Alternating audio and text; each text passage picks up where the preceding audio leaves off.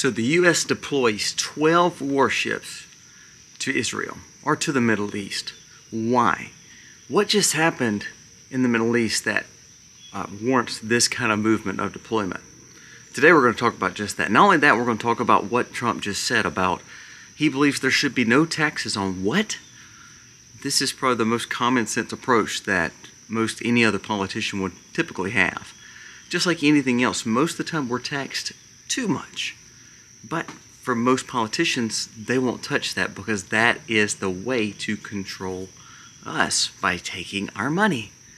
I've always said, why do we tax people and tax our citizens when we print as much as we want? It makes no sense. Today, let's jump into these two stories because they're very important when it comes to you, your safety, your security, and your family's well-being. Let's dive in.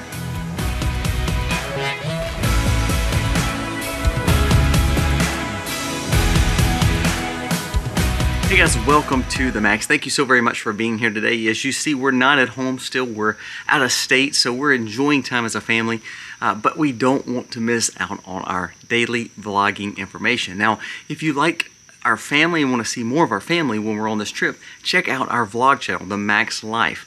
Also remember to subscribe. This is your last day. I know it's the first of the month, but I always give you one more day to subscribe and to make sure that you're commenting. Hit the thumbs up. That allows you to get into the drawing. We're going to be doing a drawing tomorrow. We will discuss who the winner is. We're going to be giving away a silver prepper bar from Genesis Gold. It's about, I think, about $200 or $300 value. So you'll be able to get that as a thank you from us to you to say thank you so much for subscribing to the channel. Now let's go on with the video. Number one, why is the U.S. deploying warships? And not only just a few, but 12 warships to the Middle East. Well, the point is to try to keep down the rhetoric and also the temperature of a heated situation. Now, if you haven't paid attention, and this is one thing I have to respect about Israel, you can dog them out, you can say what you want. As a Christian, I do support Israel, but I want you to look at something that they did. They were threatened not only by Hezbollah and Hamas. You know that. We've been dealing with this since pretty much October of last year. Well, guess what? This week, they were playing no games. Not only have they taken the situation with Palestine, and I know that's caused them a lot of grief with the world, but they took out two major players this week. One of the leaders in Tehran, which was from Hamas, and the second leader, the Hezbollah leader in Beirut, took them both out. Now, most people say, why would they do that? I think there's two reasons. First of all, what people don't realize is these two guys, they try to build hate in their followers, but ultimately most of them are mega millionaires or even billionaires. One of these, they said, was worth probably $4 billion. So he's not worried about actually doing anything. All he wants to do is make people do something for him, and ultimately he gathers tons of money. One thing I think that they needed to do was basically take these leaders out to show a sign of, we know where you're at. Our security, our force is stronger than you give us credit for. Don't play games with us. I thought it was a strong move. Trump did this with Soleimani. I thought that was huge. And also, the fact of it shows that if you are going to lead these organizations and you're going to push hatred, we know where you're at. Now, here's what I like about it. I don't want anybody to die. I mean, don't get me wrong. I think that's sad to say, but biblically, we know that's going to happen. It's a time for life, and there's a time for non-life. I wish these people wouldn't have to pass away. You know, I wish they wouldn't have to die. But I like the fact that they didn't use hundreds of thousands of troops, several other lives killed. They did one attack, gone. The guy's gone. Now, I like that approach if we are going to target our enemies, and America should learn from this. As we are now readying 12 warships to head to Israel to calm down the rhetoric, calm down the temperature, they did one attack and basically cut off the head of the snake. Now, no matter if you believe that it's going to grow back or not that someone else is not going to take the reins, absolutely that's going to happen. But I think it shows that you better respect us and you better tone down your rhetoric because we already know where you live. And remember, just like Trump said, which was straight up gangster, was when he showed basically the Taliban leaders his home and said, you kill one of our Americans, you hurt one of our Americans, I know where you live, here's your home, here's where your family stays, you'll be gone. And when we allow that toughness to be shown, I think it tones down the actual attacks. So will Israel have an issue, and maybe Tehran's already come back and saying they're gonna retaliate? They could, but I do think that when they do this kind of stuff, I think it shows power, and I think it shows that we're not someone you need to be picking on. I think this was a strength move by Israel, whereas America always tends to look weak in our foreign policy lately, especially the last 3 years since Trump's not been there. Biden and Harris have not done well, but I thought this was a sign of strength. Now, do I believe we should be sending 12 U.S. warships over there? I don't. I think that's a wrong approach. I think we can show strength, and we can show solidarity, and we can show toughness, and toughness doesn't always mean we got to deploy troops. I hope we don't use those troops for anything, but it's what's happening. Now, should Israel have done what they did? We're not Israel. It's not our choice to decide that. But when people dog that out, they'll tend to want to voice opinions about Ukraine and Russia. It's not our fight. We shouldn't be investing in it either. We should allow the world powers to do what they want to do at the will that they want to do it, because it's none of our business. Until it affects America, or until America gets on a steady path, I don't think it's our position to decide what the world does against the other parts of the world. Yes, we want a peaceful world, but does anyone actually think that that's going to take place on this side of heaven? It's not. But it's not our job to police the world. So I think this is a wrong move for U.S. to send deployments to the Middle East, 12 warships.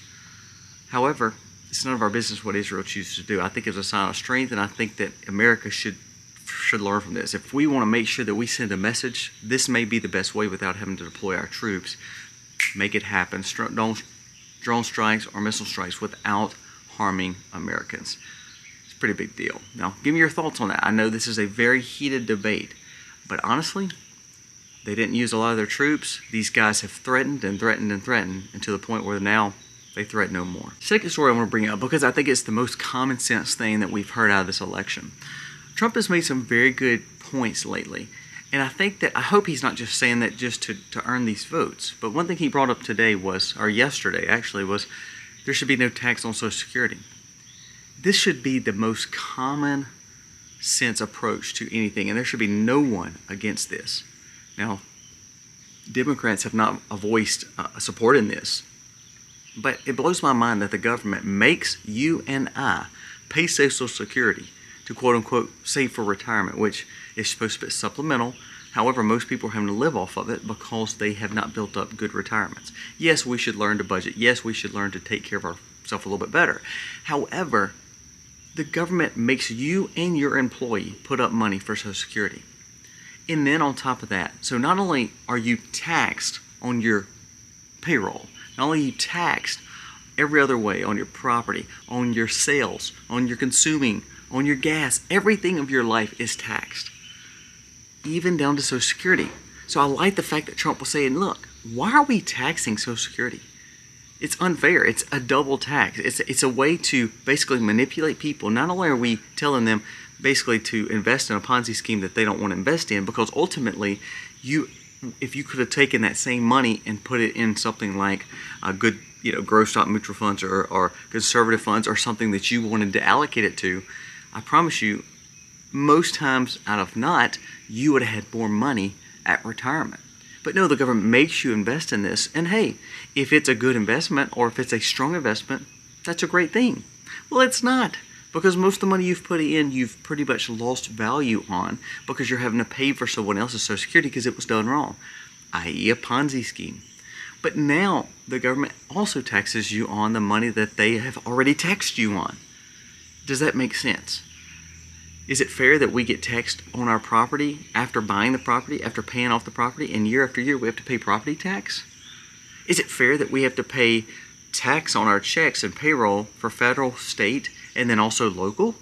Is it fair that we actually are taxed on goods, then we're taxed again on our income? Or if we're taxed on our income, should we be taxed on our goods? If we're already paying sales tax, why is it fair that we pay a gas tax basically too? All these taxes are a way of control, because if the government can print their own money, why do we pay taxes other than being sheep and controlled? You know, that analogy yesterday with, being basically fenced in because we become sheep. That's exactly what we're having when it comes to taxes. I would love to see someone go to a flat tax, a 10% flat tax or less, depending on your age. There should be no other tax that the government takes. The government should not need this much money, especially if they balance their budget and do things correctly. It's amazing that the government wants us to balance our budget and live on less of the Social Security that they have put forth, that they have made you invest in. However, they can't even balance a budget and stay on task because all that money that supposedly is coming to you monthly, your Social Security, which is way less than what it should be, you can't make it on that because the money that they're spending is causing more of inflation, more cost of goods, and it's making where you can't live and thrive even in your latter years. So I thought this was huge for him to say that there should be no tax on Social Security. Now, there should be no one in opposition to this, but I promise you, because Trump said it, they'll find a way to not embrace that. They'll find a way to get around that. They'll find a way to say, this is too much. No one would believe that you should be non-tax. We have to have this fund come in. It's amazing how much money that government, quote unquote, needs from the taxpayers. You know, Democrats, when Trump tax cuts went in, they said, you're giving all the money to the rich, it's caused inflation. No, what causes inflation is your government spending. There's another $2 billion unaccounted for in defense spending going to Ukraine from the Department of Defense. Then we spent another 1.7 we just sent over there. Not counting the hundreds of billions we've already sent. Not counting the big pier that we put in Gaza that is a floating catastrophe. Cost billions. I think it was like 34 billion or something like that. And it literally broke apart the first wave and storm that came through. Way to go, Biden. Good job. It's amazing how they frivolously spend, but then they gripe at you for wanting your taxes to be lower. Are we actually getting represented in Washington from your leaders and legislators? Or are you just being totally abused and used? I think it's the latter. So I love the fact that Trump is saying these things out loud, making people think, and guess what? It's trending on all social media platforms. Way to go. That is the common sense approach that we need as we go into this election, because that affects everyone on Main Street, not just Wall Street. So when you hear the left say, well, Trump tax cuts, all he wants to do is give to the rich. If he doesn't tax Social Security, that's not giving to the rich. That's not helping the rich. That's helping every Main Street family known to man. Because if you can get a few more dollars in your pocket, especially if you're living on Social Security, it's a game changer and a win. Guys, give me your thoughts on these two stories. Now, you may not agree with what Israel did, but is it America's right to say what Israel can or can't do? Is it America's right to say what anyone of the world can or can't do? At the same time, America should show strength and make sure we have a voice and strength across the world to where if we say do not do something, then people listen. Or if we say, hey, we don't want you to do something, people listen. But to be honest with you, it does not take our money and our troops to go around the world. If we would learn to say, you know what? Way to go, Israel. You took care of yourself. You didn't need us. You didn't need any situation. You did what you wanted to do. Kudos. But I don't believe we should be deploying our troops over to the Middle East just to calm down the rhetoric. It's not our job to police the world again. Should we take care of our friends? Yes. But again, before we start taking care of friends, we need to take care of America. America is falling to pieces. We are so polarized. And we're fighting over should we tax people more or not? Should we support this person or not? There's nothing that we're even agreeing on. There's an attempt on an opposition leader's life just 2.5 weeks ago. And you hear nothing about it anymore. You see people still not toning down the rhetoric, going back to the same old, and just pummelizing this guy. And do you think that rhetoric actually is good? It's sad to see where we're at. Do I want to see the world safer? Yes, but first I want to see America safer. When America is safer, I believe we will have a better outlook and also a more strength and more strong approach as we face the world problems. Like, for instance, the Israel issue or even the Ukraine issue. Guys, give me your thoughts. Again, common sense approach. Don't be taxing us too much. Way to go. This is the kind of things that if Trump gets out there, Trump will win handily. Give me your thoughts. God bless.